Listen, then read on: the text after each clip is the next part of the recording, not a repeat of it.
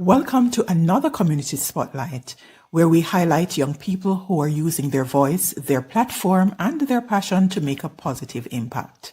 Joining us is Rhaveen Kildare, Miss Clarendon Festival Queen and Miss Jamaica Festival Queen, second runner-up for 2025, reflecting on growth, community involvement, and what it truly means to serve.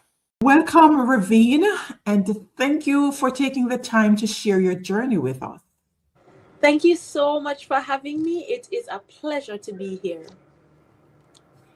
For persons meeting you for the first time, who are you beyond the sash, and what does representing Clarendon truly mean to you? I am a third year medical student at the University of the West Indies, Mona campus, and my hope is to one day make a positive impact on our public health care system. I believe that community intervention, health awareness, health education, that really are those qualities or aspects really empower people to safeguard their own health, to be responsible for their health. And so that is what I'm looking forward to. Beyond that, though, I'm passionate about leadership and service. I think service is at the forefront of all that I do and all that I should do as a human being. And so in my university life, I am the PRO of the UE Student Emergency Response Team, and we basically offer first aid and emergency response on campus here at the various activities as well as off campus. In the past, I'm also an ambassador of the Vice Chancellor in the UE Students Today, Alumni Tomorrow, UE Stat Mona Core. I'm the former Deputy Hall Chairwoman of the Irving Hall, and I represented the concerns of Irving Hall and on the UE Mona Guild Council as a councillor last year as well. I'm a Christian too, so in my church community, because I believe community is anywhere I interface with people. In my church community, I am the praise team leader. I'm also the former assistant secretary and former youth fellowship president. Outside of school, outside of church, I am an ambassador of the I Believe initiative. And so I use what is right with Jamaica to fix what is wrong with Jamaica. And for my academic prowess as well as my community service, I was awarded with the Governor General's Achievement Award for the 18 to 24 category. And so that's me in a nutshell, here to serve, here to lead. I love people. I'm passionate about interacting with people, and service is at the forefront of what I do. It is such an honor and a privilege to be able to represent my parish in this capacity. I thank God for the opportunity every day, and I thank the JCBC, especially my parish office, for their hard work and for standing with me and for providing various opportunities for me to serve my parish. I think my role as Miss Clarendon Festival Queen goes beyond being a cultural ambassador.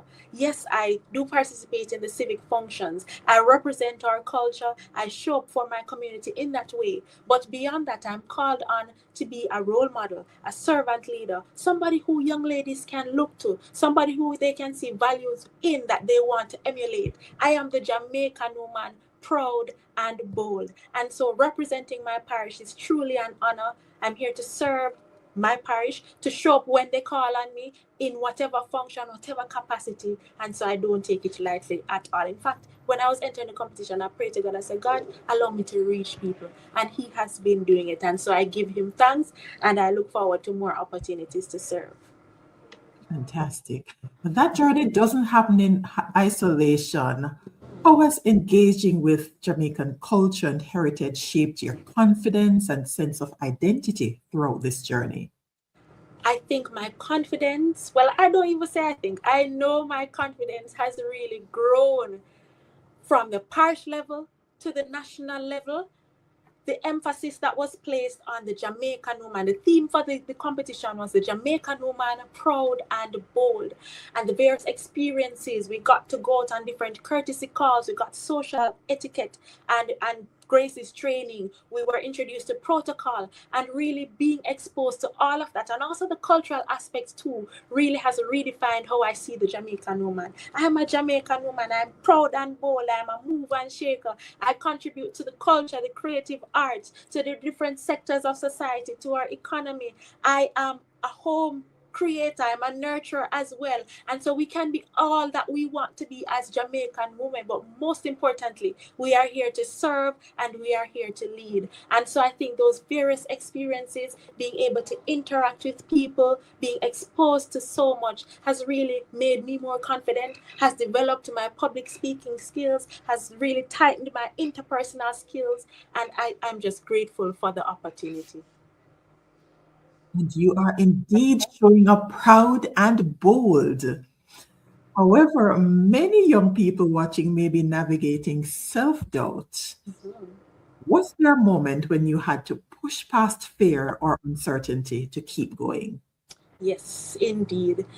I can think back to one instance where I was grappling with my image in the competition. So at the parish level, we have to do the popular vote. So the photos of each contestant will go out and you like it on Instagram or TikTok.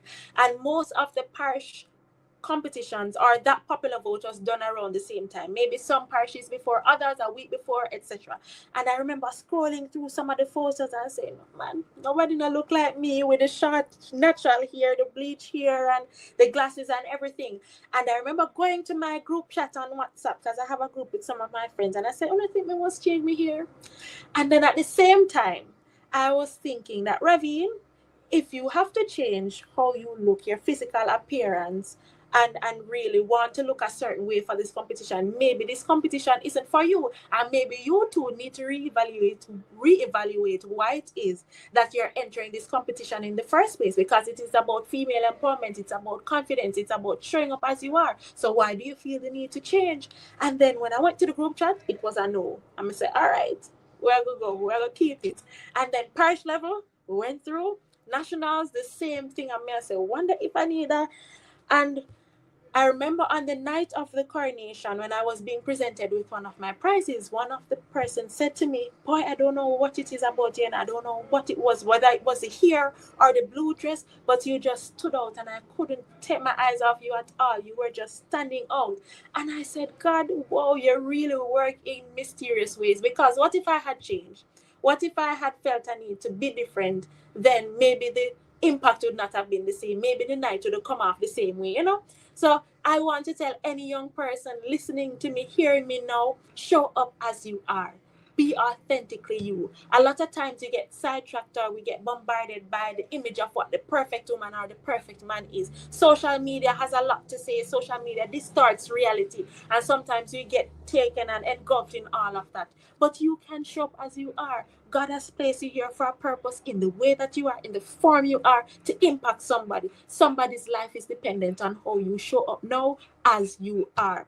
And yes, it is okay to work on yourself. Yes, I'm all for self-actualization. Yes, I am all for becoming a better version of yourself. But stay true to your values. Stay true to your moral compass. Stay true to who you are internally, because God has a purpose for your life. So I grappled with it. I know some of my fellow young people are grappling with it. But no, man, stay strong, stay steady. You are you. You are enough. You are here for a purpose, just as you are. Well said. Thank Your journey hasn't just been about personal growth, it's also been about community. You've been involved in parish and youth activities in Clarendon. So, can you share one or two civic or youth engagements that have been especially meaningful to you? you. Wow. It's so hard to pick just two. I just want to do a quick little recap of all that I would have done with the help of my parish office and the JCDC, going into communities. I've gone to graduation ceremonies where I've given the keynote address. I've gone to groundbreaking ceremonies. I remember we went to Maypen Hospital for their outpatient center, that groundbreaking. I've gone to different functions around Christmas time. I think we went into 5 communities for 3 lightings. I gave a guest speaker's address as well, but I was able to interact with children, young people, adults alike. Beyond that, I've shown up at various civic functions, Independence Day, for Heritage Day. I went into some schools and was able to give the students a performance, so Central High, and I think it was Brixton Hill or Bunkers Hill, one of those 2 institutions. One, it was the Heritage Day, one, it was a graduation ceremony. And so I've been all over with the help of my parish office. 2 of the most memorable, though, I don't think I would have mentioned this one. helping or assisting the Miss Glenmere prep contestants in their pageant training. I was a trainer. It was so life-changing for me. Being able to see their growth from the beginning of the competition to how we ended, to see them on the night performing too, because I was able to MC that night. So I saw them live from the stage and I said, whoa, it is such a joy to see how young people and children develop and grow and hone their skills and step into their own. So that one was really outstanding for me and really memorable. And I just thank God for that opportunity. Apart from that, though, I think the Christmas period where I was able to go into the various communities and see the tree lighting, at that time for me, it was well needed. It was a breath of fresh air.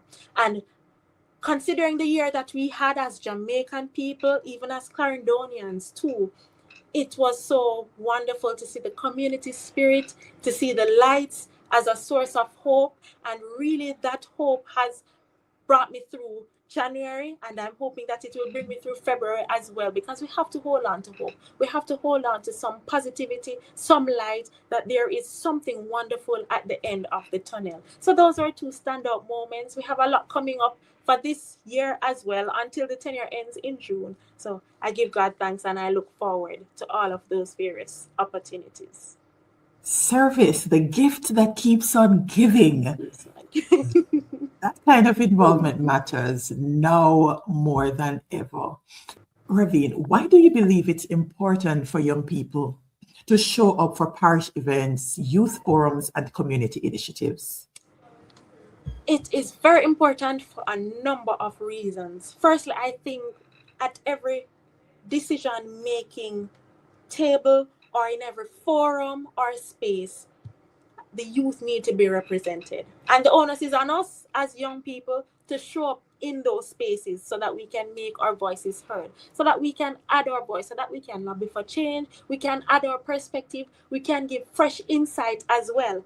But also it is important because it is at these forums, these various initiatives and activities at the grassroots level, the parish level, or the national level, that we're able to interact with different individuals. We get to be exposed to different ways of thinking, different experiences, just different levels of intellect too. We get to hone our interpersonal skills, our communication skills, public speaking skills.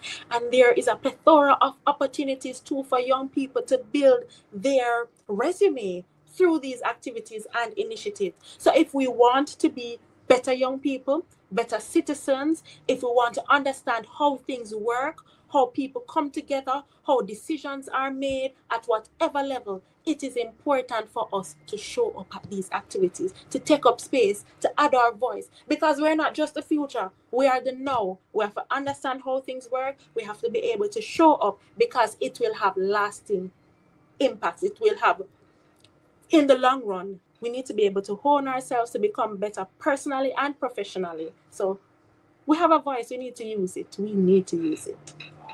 Speaking of showing up, community involvement becomes even more important during challenging times.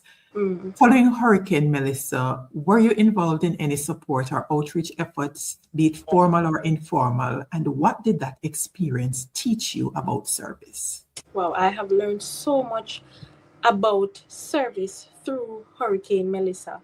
I've donated, I've volunteered with Pelican Nest. For example, I went to Petersfield, and Pelican Nest is a body of volunteers at the University of the West Indies, coordinated by a select group. And so they engage volunteer students here at UWI and dispatch us to various locations. And I went to Petersfield, Westmoreland, and just when I saw the devastation, social media and the photos did not do it justice at all. I was shell-shocked. Tears come on my eye, and I said, God, wow, lives have been devastated, infrastructure down. I just did not understand where I was or how this could be Jamaica, and my heart goes out to the families impacted. I've also been trained as a first responder in psychological first aid with the Children First Agency in collaboration with UNICEF. Now, the Children First Agency creates what they call safe spaces for children impacted by the natural disaster. So in the face of crisis. And so in these safe spaces, children can get emotional and psychological support, because we know that there has been physical devastation, but also we will be feeling the impact of psychological and emotional devastation as well. And so I've not gone yet on any of those interventions because they take place during the week, and I'm a medical student. We have class 8 to 4, but good news is that Children First Agency has started to do outreach or intervention on the weekends, and so I look forward to participating in that capacity. I will say that my key takeaway is that there is a role for everybody in the aftermath of crisis. I think at first, I'm going to be very honest, I was slow to act. I was slow to get involved, to get moving, because I was impacted. It took a toll on me because I didn't understand how it is that I could have contributed. I never had the resources to contribute on the magnitude that I wanted to. And at the same time, I saw the entertainment fraternity and I was inspired, and I loved how everybody was rallying for our brothers and sisters in the West. And then I had to get a grip on myself, and I said, no, man, Rhaveen, if you can't do it on that scale, there is something for you to do. You can repost the graphics highlighting the various relief efforts so that if anybody want to donate, you can donate what you have to, because it is never too small. It is something will make a difference. It can make a difference. If you can't donate, you can volunteer. You can show up at the various activities. You can pitch in. You can lend a hand. And if you can't do any of that, you can pray.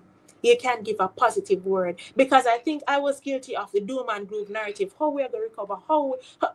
We have to speak life too. We have to put our positive energy. We have to ensure that we still know that God is in control. And so, considering all of that, I was able to donate, volunteer, and be trained, as I said. But there is a role for everybody. Everybody has to come on board so we can build back stronger. Your role is not too small. It's not too insignificant. Lives are dependent on it. So that is my key takeaway.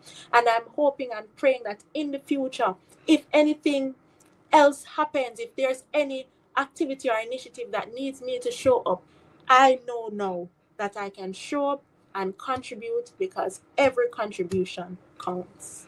Fantastic note on which to make this transition before we close.